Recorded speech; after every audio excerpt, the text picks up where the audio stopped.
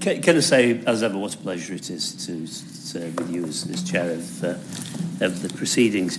Can I, though, begin by expressing my regret that the honourable member for Henley cannot be with us today. He's unfortunately he's not well, but he was the co-sponsor of at least part of this debate along with me, and I count him as a good ally on matters concerning human rights. And if I may just say, and of course I'll give way, that of course the honourable member for Henley leads the UK delegation to the council, the Parliamentary Assembly of the Council of Europe, which of course of itself gives him a prominence in the human rights debate. Can I just join with the honourable gentleman in expressing our dismay at the member for Henley not being here on a subject, as he generously said, he's extremely expert on, and I'm sure the whole House would want to wish him a speedy recovery. Well, I'll pass on, obviously, the Minister's words to him, because I think we'd all be agreed on this. But actually, on a happier note, it's we meet today to celebrate the fact that it is now some 75 years since two important universal documents appeared. The Universal Declaration of Human Rights, which was brought into being on the 10th of December in 1948, and of course the equivalent declaration on genocide. Now, I shan't trespass onto the genocide declaration because the honourable my identical twin, the member for Strangford, is I think he's going to well, some identical twins differ more than others. That's all I would say. But nevertheless, he will speak, I think, with great knowledge.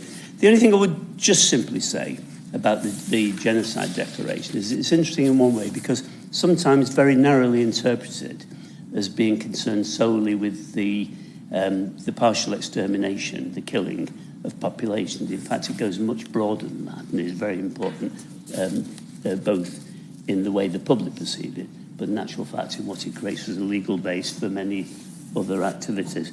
But if I can begin by saying what a tremendous thing was the fact that the United Nations was able to bring that together, very much influenced by Eleanor Roosevelt, the spouse of President Roosevelt. It was particularly important because, of course, the world had just lived through the most astonishing atrocities. The dehumanization of the individual, 6 million Jews killed in the death camp, along with untold numbers of gypsies, of gay people and Slavs. It's perhaps, even though those were Hitler's evil crimes, it's perhaps almost worth quoting Stalin, who said that whilst one death is a tragedy, a million deaths are a statistic. And that chilling comment almost summarises what took place during the Second World War, and how we, in this generation, but in the generation that brought into being the Universal Declaration, were able instead to say, no, we're not prepared to accept that. Each human being is valid in their own right. And the preamble to the Universal Declaration of Human Rights says that whereas recognition of the inherent dignity and of the equal and inalienable rights of all members of the human family is the foundation of freedom, justice and peace in the world, the rights of all members, without consideration of gender, of any other of what we now would regard as protected characteristics. So in that context, Ms. McDonough, this was a major change in attitude, the concentration on the individual. I would just say, as a slightly barbed comment, we even heard in the chamber from a minister recently talking about the situation in Gaza and Palestine, who talked about the killing of Palestinians as being a byproduct. Now, that may have been an infelicitous use of words, but it's the kind of verbal exchange that we must be very careful to guard against, because the life of every individual has got to be treated as being valid. And this is exactly what the Universal Declaration reminds us of. Of course, in this era, we can ask, has the Universal Declaration been a success or a failure? Its level of aspiration is extraordinary. prohibition of discrimination on race, colour, sex, religion, the right to life and liberty, the prohibition of slavery, prohibition of torture, prohibition of arbitrary arrest, detention and exile, right to a fair trial, freedom of religion, freedom of expression, freedom of assembly and association, the right to work, interestingly, including equal pay for equal work and to form and join a trade union, and the right to education. But just referring back to equal pay for equal work, it took another 2.5 decades before our country even legislated on that, when Barbara Castle brought in the equal pay legislation. But this was back in the 1940s. This profound declaration established the principle of equal pay for equal work. Now, if we look across the nations of the world, it isn't that difficult to be dismayed in this era by the breach of the commitments that many countries have made to the Human Rights Declaration. And I will run through some countries. I know other honourable members will have their own preferred options. But if we take the situation in Syria, terrible wars taking place there, but 2.4 million children have no access to education. 55% of Syrians are food insecure, both those in contravention of articles of the Universal Declaration. Saudi Arabia, we know about the unlawful killing of Adnan Khashoggi in the embassy in Ankara. That still screams out as an abuse by the Saudi authorities. And of course, Raif Badawi, a blogger and activist who was sentenced to 10 years in prison for creating an online forum for public debate, now faces a 10-year travel ban after his release. In Iran, the debate on the right of a woman to choose to wear the hijab, the scarf, or not to wear the scarf, was put to the test by the death of Mahsa Amini in September 22, who died in police custody after being severely beaten and tortured. That led to millions, literally millions protesting, people challenging the regime's actions, and the result is that 19,000 plus people were arrested and 551 were killed. Oddly, of course, whilst the Iranians want to dictate that women should wear the veil, the scarf in certain circumstances, in France, the hijab is banned under certain circumstances, again, in Europe, contravention of these rights. Russia, now a major abuser of rights. The Bucha massacre, or let's say genocide in Ukraine, 450 people were murdered, mass rape and torture were used there. 16,000 Ukrainian children have been kidnapped. Only 300 of those have been returned from Russia or possibly Belarus. The case of Arshak Makichian, a climate activist who was charged with terrorism, is also stripped of his Russian citizenship and left stateless. In Serbia, we know that the attacks in northern Kosovo by the so-called Banjir attack in October of this year was planned by armed Serbian militants, but almost certainly organised by Milan Radojcic, who has strong links to the Serbian president. And in Serbia, of course, they still continue to deny the genocide that took place in the previous era. In the Philippines, different continent, unlawful killings under the war on drugs launched by the former President Duterte. They believe that maybe some 6,000 plus people were killed during that period. I met a priest, Filipino priest, this week who can't return to the Philippines because he would be charged because an army officer wants to indict him for the criticisms he made of that army officer. I can go on with many more cases. In Colombia, we know that 182 killings of human rights defenders and environmental defenders have taken place in the previous calendar year. And there is legislation to protect those defenders, but that legislation is not brought into implementation. Impunity is a major problem. I'll say going through every single country in the world, but I do want to touch on one or two others. In the Democratic Republic of the Congo, where war has been endemic now for many, many years, where mineral wealth is stolen by the DRC's neighbours, but actually routine torture also takes place of its citizens. I met again an asylum seeker this week, somebody who's granted asylum and lives in this country now as a refugee. In Zimbabwe, we know arbitrary arrest takes place. In Mali, the Malian and allied security forces have been implicated in hundreds of unlawful killings. And there is no doubt that in India, systematic discrimination and stigmatization of religious and other minorities, particularly Muslims, is endemic. In January, photographs of 100 Muslim women, including journalists and activists, were displayed on an app saying they were for sale in order to humiliate and intimidate them. In October, police in Gujarat publicly flogged Muslim men accused of disrupting a Hindu festival. And of course, the reality in Kashmir is the actions of the Indian authorities are outrageous in Indian-occupied Kashmir, and those very often slip through the net of the things in which we are able to pay attention. But of course, at the moment, I could not fail to mention the situation in the Middle East, Israel and Gaza. The attacks on Jewish women, the level of brutality meted out by Hamas, it screams out against everything we would believe in. And we do need to condemn Hamas. We do need to condemn the activists who perpetrated those attacks. But equally, I've got to condemn the actions of the Israeli forces when we see the denial of food, denial of water, denial of power to hospitals, which again are in breach of Israel's convention obligations. So across the world, there is a pattern of abuse which is both tragic and maybe more legalistically is in gross contempt of the obligations of those countries. But of course, those challenges come closer to those who were the driving forces for the Universal Declaration. The United States is not free of criticism. We've seen, for example, in the Guantanamo Bay, where people are arrested without charge, without process.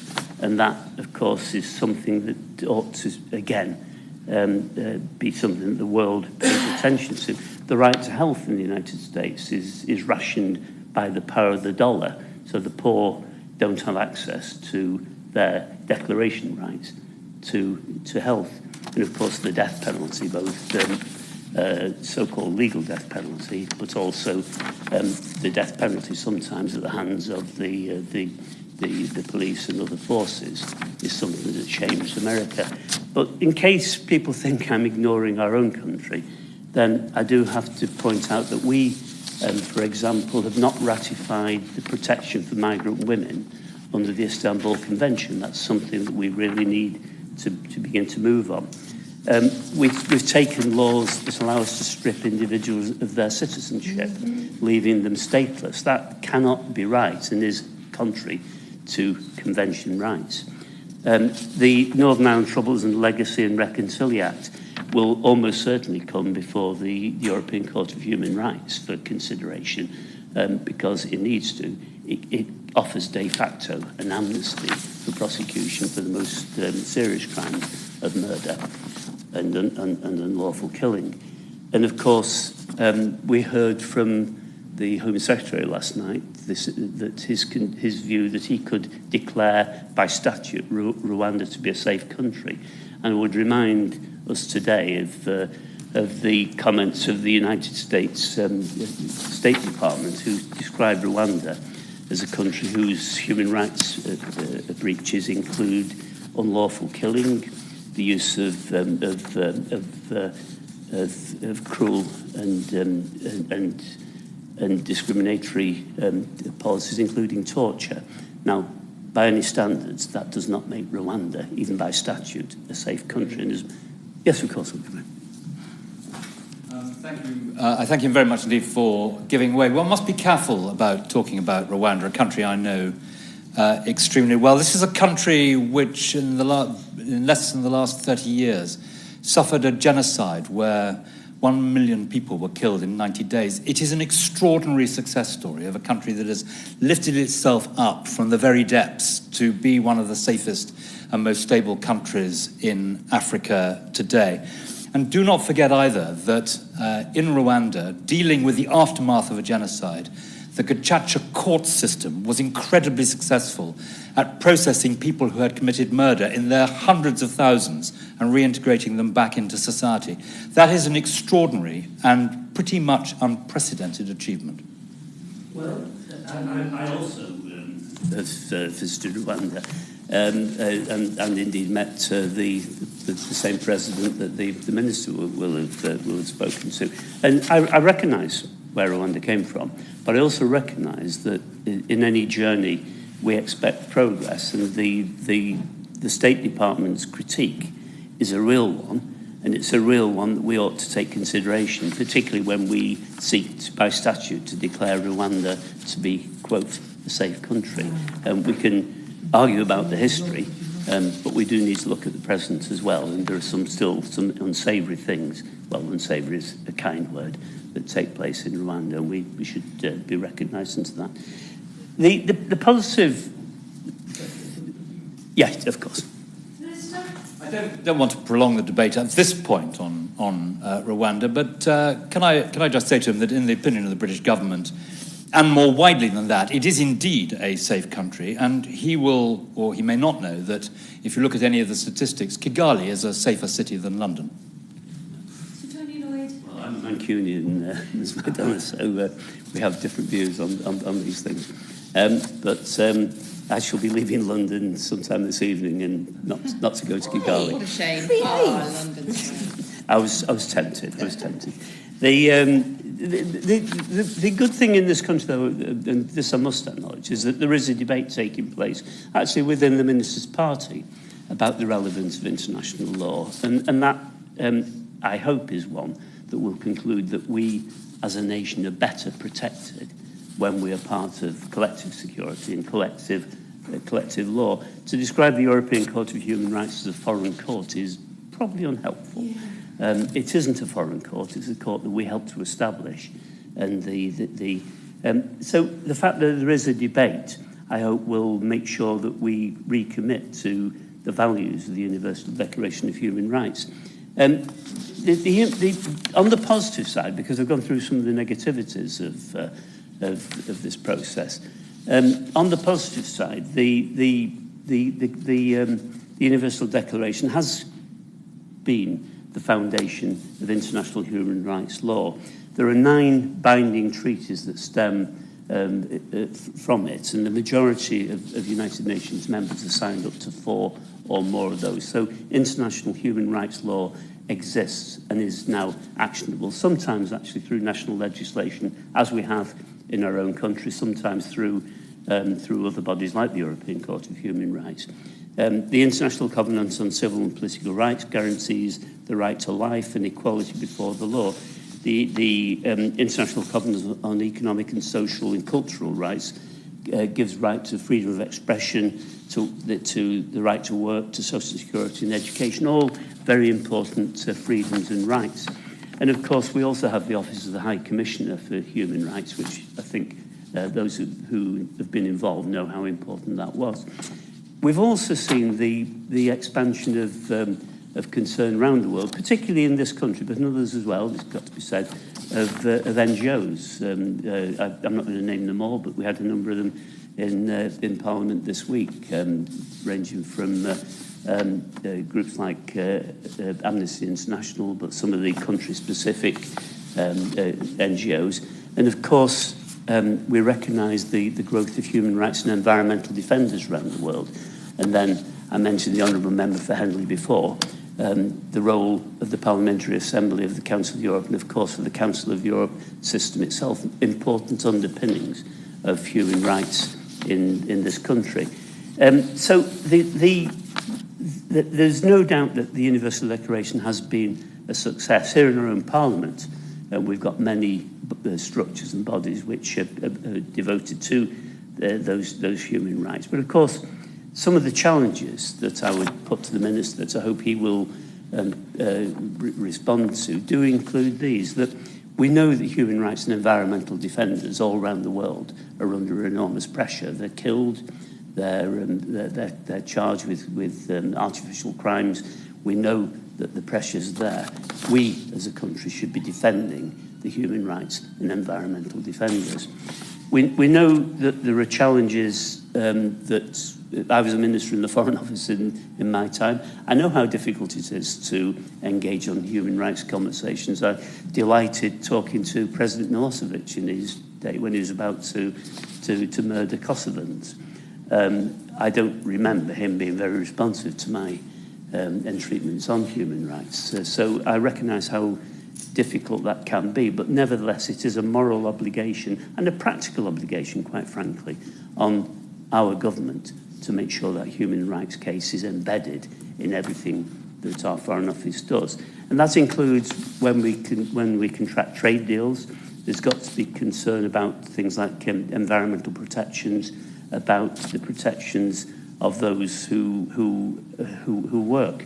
We know that when it comes to security deals, that we need to be recognisant of the transfer of technologies like surveillance equipment, which can be used for the wrong purposes, or indeed the transfer of arms. And I would simply mention the situation in Yemen, where we know that Yemenis have been carpet bombed, almost certainly by weapons made in this country, and that is something that we do have to take on board.